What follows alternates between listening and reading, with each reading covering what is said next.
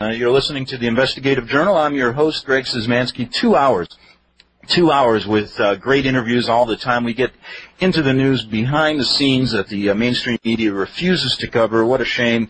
Let me just update some things before I tell you who my guest is today. I've been promoting it all week, and we're going to get deep inside the family, the order, the Illuminati, today for 2 hours.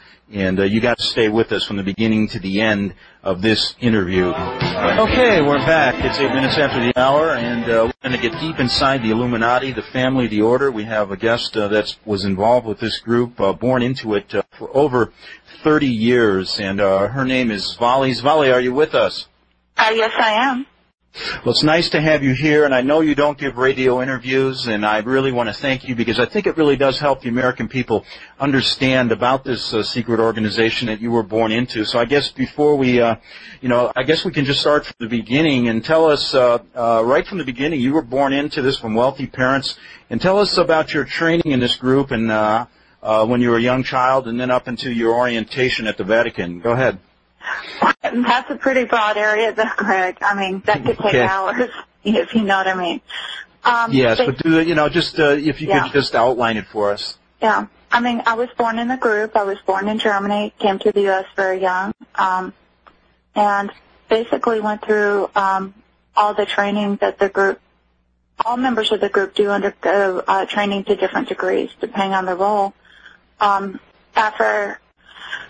By the time I was a teenager, I was a youth leader, and by the time I was 22, I became the youngest member of Leadership Council in San Diego County. And at that time, I was a head trainer. I was the sixth trainer. I eventually moved up to the second position. Mm-hmm. And when I was 12, I had mentioned with you the ceremony at the Vatican. That they really do make all leadership in the group undergo at some point. Now, basically when you were growing up, I remember you told me that you were instilled at a young age. You were born to a very wealthy, well-to-do family. You moved back to the States. You were told at a very young age you were special. You were chosen. Correct? Well, they tell everyone in the group that they're special and chosen. And, in fact, that's one of the things that made me very cynical when I was older is that, you will never meet a person who's an Illuminati who's not been told and programmed for years that they're special. They're the only one that can do things for, quote-unquote, family. But I was told, yes, I would do great things for family one day. And the reason why I guess I can filter some of this with an objective view is I know what my role in the group was, and it was over quite a significant number of other people. So I don't evaluate my role or specialness within the group, not so much by what I was told, but by what I did. So you reached the age of 12, and then you're told by your parents you're going to an induction ceremony in the Vatican. Can you tell us how that happened and what occurred at that ceremony when you went there?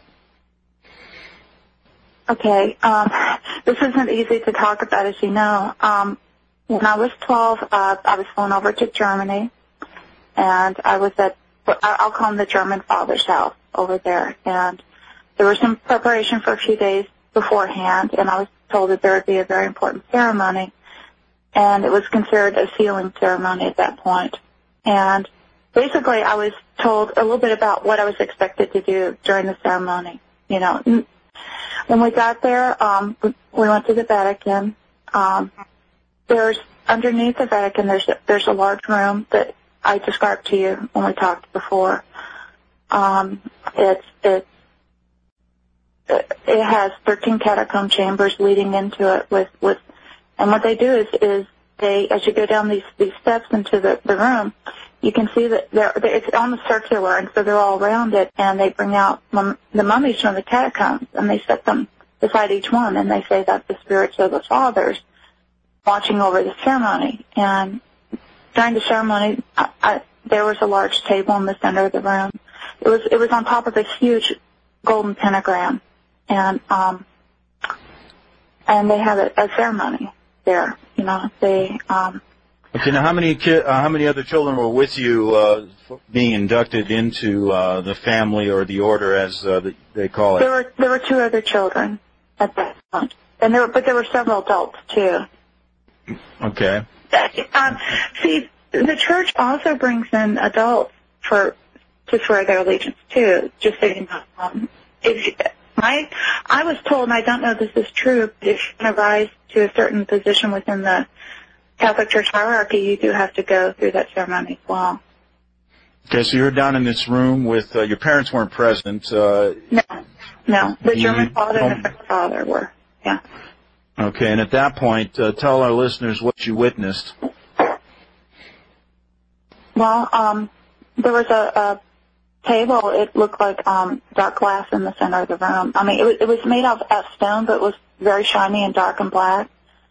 And it may have been something like obsidian or onyx. I'm not sure. You know, I'd have to. That's the only time I've seen stone like that. And it had like around the corners, it had like these gold, I guess, channels that you know, to collect fluids. And little boy was in the center of the table and drugged. I think he was drugged because he was very quiet. He didn't move or say anything during the ceremony. This was a little 3 or 4 year old boy. Yes. Correct? Yeah.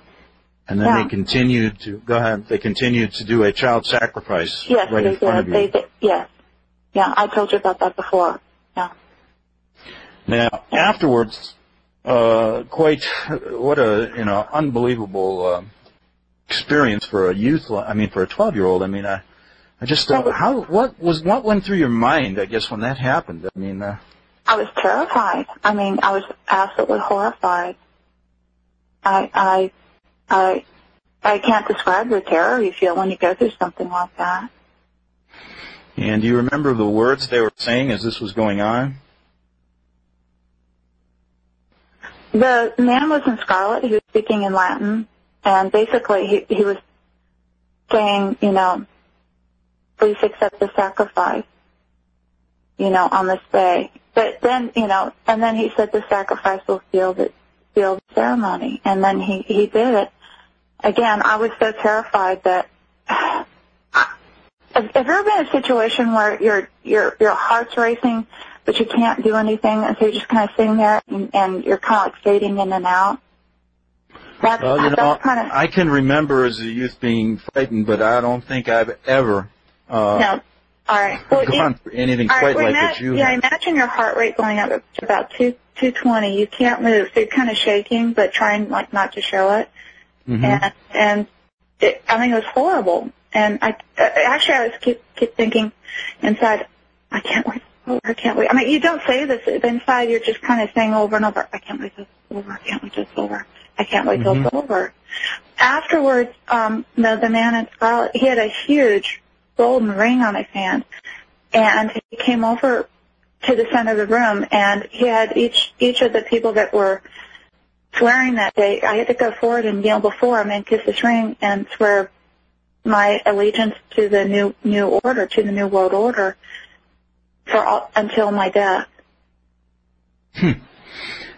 Now, at that point, you are escorted out. Yes, yeah. After the ceremony was all over. I mean, the other people also did theirs as well. You know, they had to swear their allegiance too. And then they were the same age as? They were the same age as you. The 2 children were, but there were also 3 adults that went forward and did the same.